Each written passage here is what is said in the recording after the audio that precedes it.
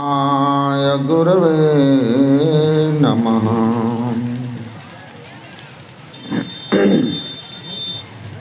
स्वनिवास में विराजमान पूज्यपाद गुरु सेवी स्वामी श्री भगीरथ जी महाराज के श्री चरणों में नमन। मंच पर विराजमान पूज्यपाद स्वामी प्रमोद जी महाराज एवं समस्त वंदनीय गुरुजनों के श्री चरणों में नमन। सम्माननीय साधु समाज, परम आदरणीय सत्संग प्रेमी महानुभाव, धर्मानुरागिनी माताओं एवं धर्मशिला बहनों,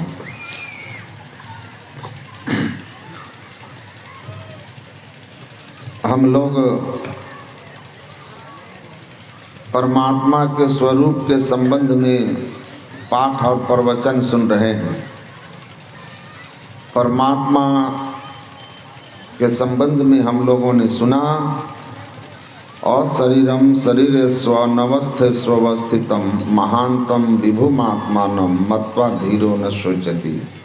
जो शरीर में है पर अशरीरी है, जो समस्त नाशवान पदार्थों में व्यापक होकर के है लेकिन स्वयं अविनाशी है, वह महान सर्वव्यापक आत्म तत्व ईश्वर को जान लेने वाला दुख शोक संताप और मृत्यु से मुक्त हो जाता है।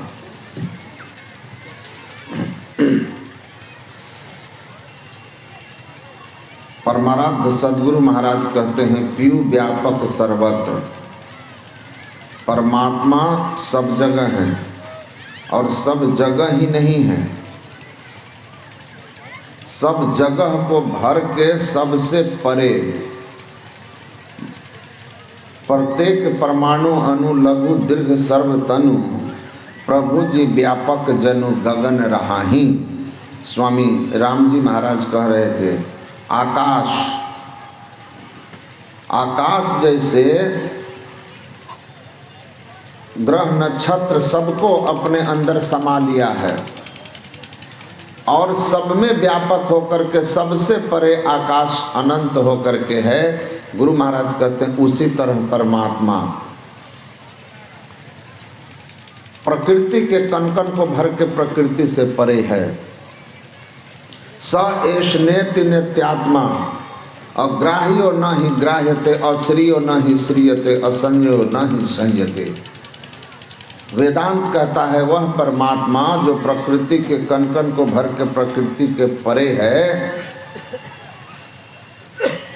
जिसको वेदों ने यह भी नहीं यह भी नहीं यह भी नहीं कहते कहते निरुपम न उपमा आन राम समान राम निगम कहे, उपमा रहित कहा है कि ईश्वर जैसा केवल ईश्वर ही है, दूसरा कोई नहीं है। सब जगह है, सब में है, हम में भी है, आप में भी है, फिर भी वह ग्रहण नहीं होता है। वेदांत कहते वह हमारे द्वारा जानने में नहीं आता, हम उसको जान नहीं पा रहे हैं। क्यों नहीं जान पा रहे हैं? परमात्मा जब सब जगह है, सब में है, तो जान क्यों नहीं पाते? तो महर्षि अरविंद ने कहा, though God is omnipresent, still we are not perceiving Him. It is not a fault of God, but it is fault of the instruments through which we try to perceive Him. He is beyond of intellect, senses. परमात्मा सब जगह है, फिर भी अगर वह परख में नहीं आते तो इसमें दोष परमात्मा का नहीं है, इसमें दोष हमारे उन यंत्रों का है जिन यंत्रों से उस सूक्ष्माति सूक्ष्म परमात्मा को हम ग्रहण करना चाहते हैं। परमात्मा जिस तरह परमाराध्य कहते थे कि दीवाल घड़ी और हाथ की घड़ी, दोनों के यंत्र अंदर के जो कलपुर्जे हैं वो एक हैं, लेकिन आकार में छोटे बड़े हैं। तो बड़े दीवाल घड़ी कि कलपुर्जों को पकड़ने वाले जो टूल्स हैं उससे आप हाथ के घड़ी के कलपुर्जे को नहीं पकड़ पाइएगा, क्योंकि बड़े सूक्ष्म हैं। तो हमारी इंद्रियां जो है यह स्थूल विषयों को ग्रहण करती है, रूप रस गंध स्पर्श शब्द को ही जानने में सक्षम है, यह परमात्मा को ग्रहण नहीं कर पाती हैं। और हम इंद्रियों के माध्यम से परमात्मा को ग्रहण करना चाहते हैं, इसीलिए परमात्मा हमें परख में नहीं आते। हम इंद्रियों के संग हैं, इसलिए परमात्मा संग होते हुए भी अंग संग हर वक्त रहता, परख में आता नहीं, प्रकट हो आता नहीं, प्रत्यक्ष नहीं होते। भगवान कृष्ण कहते हैं ना हम प्रकाशः सर्वस्य योग माया समावृतः। हे अर्जुन, योग माया से अपने आप को आवृत रखने के कारण मैं सबको प्रत्यक्ष नहीं हूँ। जो योग माया को पार करेगा वही मुझे प्रत्यक्ष कर सकता है। योग माया क्या है? जो आप कल सुन रहे थे, हमारे ऊपर जो अंधकार प्रकाश और शब्द के पर्दे हैं, यही माया है। इन तीन माइक आवरणों में रहने के कारण हम उसको प्रकट नहीं कर पाते हैं। मूर्ति का जो प्राण प्रतिष्ठा करते हैं पंडित जी, तो उसमें बोलते हैं वस्त्र देते समय कि हम जो आपको वस्त्र दे रहे हैं वास्तव में माया चित्रपट छिन्न निज गुह्योर तेज से निवारणम विज्ञान वासस्थे कल्पयामम। हे परमपिता परमात्मा, आप अनंत हैं, आप अपने आप को पहले ही माया के वस्त्र से ढक के रखे हुए हैं, जिसके कारण आप सबके लिए प्रत्यक्ष नहीं हैं। फिर भी मैं आपको वस्त्र देने की कल्पना करता हूँ श्रद्धा से, यद्यपि माया के वस्त्र से आप स्वयं को पहले से ही ढके हुए हैं। श्री सद्गुरु महाराज की जय। तो माया के आवरण में है, इसलिए परख नहीं आते हैं। महर्षि अरविंद कहते हैं ये दोष ईश्वर का नहीं है कि सब जगह है और तुम नहीं जान पा रहे हो, ये दोष तुम्हारे उन यंत्रों का है, उन इंद्रियों का है जिससे तुम उसको जानना चाहते हो। तुम उनको ग्रहण कर तभी कर सकते हो जब तुम अपने आप को इन सब से अलग करके अपने आप में स्थित होगे।